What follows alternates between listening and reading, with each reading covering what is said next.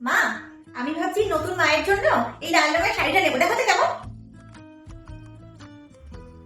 মা, এখন থেকেই মা, বিয়েটা তো হতে দে। মা, আমি এই গ্রিন কালারের পর্দাটা দিচ্ছি আমার নিজের ঘরে লাগাবো বলে। নিজের ঘর? ওই ঘরটা এখন নিজের ঘর? এ ঘরে তুমি একটা চাবুক কিনেছিস কোনোদিনও? তুই পাল্টে গেছিস রে মানা, তুই পাল্টে গেছিস। মা, বাবা ফোন করেছিল, বাবা বললো যে 40 জনই যাবে রিসেপশনে। এখন থেকেই তুই ওই ঘরের হয়ে গেছিস? বাবা বলেছে। এখন তো তোর নতুন বাবা মা হয়েছে, 4 দিন বিয়ে ঠিক হয়নি, বাবা মা আমরা তো সব পর হয়ে গেছি এখন।